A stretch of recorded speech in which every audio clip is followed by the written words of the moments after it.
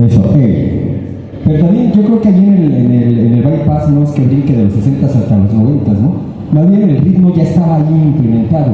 O sea, se salió de Jamaica, llegó a Inglaterra y se fusionó con el rock, con el punk, con el pop rock. Porque, por ejemplo, los hombres sí tenían piezas que eran ska, ¿no? Pero que nadie de nosotros sabía que era tal cual el ska, era el ritmito que te hacía bailar, ¿no? Y así como ellos La Trinca, Los Toreros Muertos, un montón de Soda Stereo, un montón de gente le metían cancioncitas de ska. Si bien no tocaban ska, sí alguna pieza de ellos o tenía algo de ska o eran ska, pero muy pop, ¿no? Entonces como que siempre estuvo ahí como que atrasito, ¿no? Y en ese contexto, por ejemplo, a mí nunca me quedó claro que la maldita fuera ska, tal cual yo lo asociaba más como rock en tu idioma o la movida que se dio de rock en español, ¿no? Pero ahí estaba, si bien Rocco sabrá decir bien muchos de ellos por qué se definían como ska latino o ska fusión, pero nosotros creo que somos mucho más hijos de estas bandas de fusión que tenían en medio de esa amalgama, tenían el ska sonando, ¿no? Yo me acuerdo que, por ejemplo, a todos y cada uno de ellos, a todos los conocí, yo estaba en una banda mucho más rockera, mucho más punketa, pero compartimos escenario en muchos lugares donde yo escuchaba el hardcore, el skacore de la secta core, la movida madrileña, siempre me recordó lo que traía La Tremenda Corte, como los refrescos, algo muy alegre, un ska muy fiestero, pero digamos también poperón, ¿no? Siempre lo vi de esa forma. Y bueno, también el ska que proponían en la San Felipe de Jesús y todos ellos que eran la Matatena en su momento, y la Santísima Trinidad y ese rollo, pero tal cual ska, yo creo que fue por ahí alguien que en un punto dijo, estos están tocando ska, como la maldita, y entonces festival de ska. Yo creo que debió haber sido alguien, Madas o alguien de los que empezaron a hacer los conciertos, que pusieron hasta arriba el nombre, pero bueno, eso no me da, tal vez alguien tenga ahí como el recuerdo. Bueno, de este lado se puede dar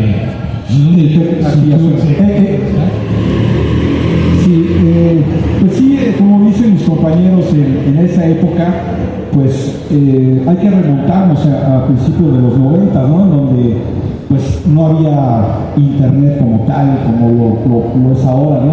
Si acaso los puntos en donde pudiéramos investigar sobre la música que nos gustaba era obviamente el tenis del Chopo. Ahí es donde íbamos a hablar con la gente que vendía, en ese caso Miguel Tacobás, el mismo Pepe Lobo. No recuerdo ahorita el nombre de una persona que vendía cassettes, que después se hizo seguridad del Chopo, que era una persona alta de chinos que parecía como si fuera un tipo de España. No recuerdo el nombre, pero él fue muy importante también en la difusión de la música. Entonces, pues no había forma de saber ni siquiera qué era el ska como tal, porque tampoco nos lo preguntábamos, ¿no? Nosotros veníamos más de una generación de la fusión. Los 90 se caracterizó mucho porque casi todas las bandas que escuchábamos no eran partícipes de un solo género, ¿no? Sino estaban muy en esa onda de mezclar. Yo recuerdo haber escuchado en ese entonces bandas como Red Hot Chili Peppers, por ejemplo, ¿no? Que pues no tenían un género como tal escrito, podían mezclar punk con funk, con rock, y terminaron llamándolo un movimiento alternativo por no poder encasillar en un solo género, ¿no? Veníamos de géneros como el punk, el metal, la música gótica, ¿no? Pero en los 90 pues todo el mundo empezó a fusionar y el ska se nos hizo a nosotros un género muy maleable en el cual podía conjugar otros ritmos. En nuestro caso veíamos que ya había una movida de bandas de ska muy jaladas hacia la cuestión latinoamericana, ¿no?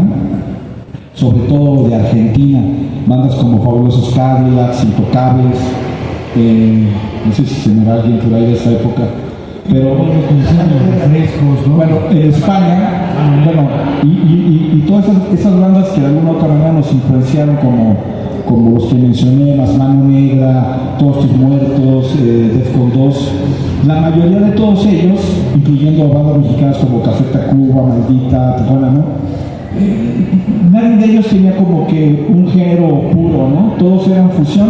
Mano Negra sobre todo era la banda que a nosotros más nos impresionó porque tenía esa capacidad de mezclar idiomas, o sea, cantaban en francés, español, inglés, y tenían una vista muy importante hacia Latinoamérica, un grupo francés que en vez de quedarse en su sonido natural, pues estaba buscando qué se hacía en Latinoamérica, la salsa, algunos otros ritmos que tuvieran que ver con Latinoamérica, y eso también rompió un poco lo que en esa época pensábamos que era una división, ¿no? Los que escuchaban rock no podían escuchar una salsa porque era, ¿cómo, no? Su género no se lo permitía. Y también recuerdo que por eso fuimos un poco criticados, muchos de los grupos, por hacer ese tipo de locuras en esa época, ¿no? De mezclar posiblemente el ska con el hardcore, el punk, o algunos con cumbia, no sé. Se acabó también llamando a este género como un world beat, ¿no? Muchas gracias por la invitación, gracias por invitarnos, por tomarnos en cuenta. Efectivamente hace falta pues, muchas bandas que pueden hablar de esto, ¿no? Somos una generación muy nutrida de muchos camaradas. Algunas bandas ya no están vigentes, pero sí cuando arrancó este movimiento, pues éramos jóvenes, alguna vez fuimos jóvenes y realmente teníamos muchas ganas. Históricamente el ska, pues vamos a recordar que surge después de la Guerra Mundial en Jamaica, ¿no? Para que vean que sí hice la tarea y estoy checando mis documentales. Sí, me pusieron ahí a estudiar. Se hace una mezcla de ritmos que eran muy tradicionales, que es el mento y el calipso. De esto surge el ska.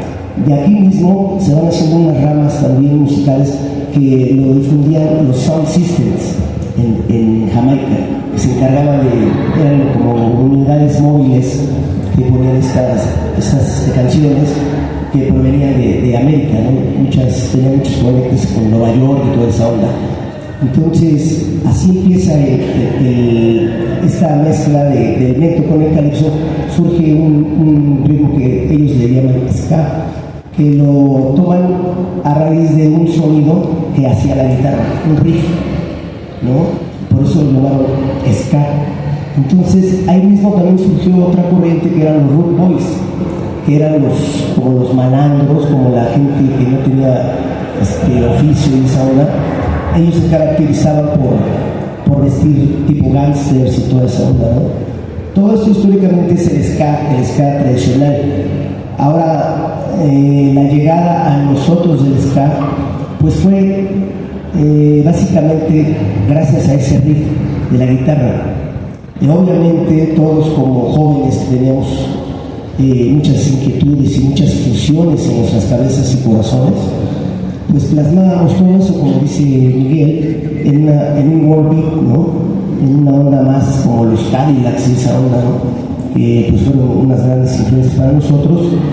Entonces hacíamos una licuadora que desencadenaba en ese riff de la guitarra, ¿no? Era como muy libre, era una onda de mucha libertad de poder hacer fusiones de música.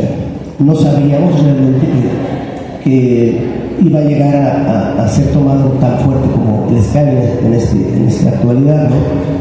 Pero yo digo que todas estas bandas, más otras muchas, no encontramos el ska. Yo creo que el ska nos encontró a nosotros y nos fuimos desarrollando.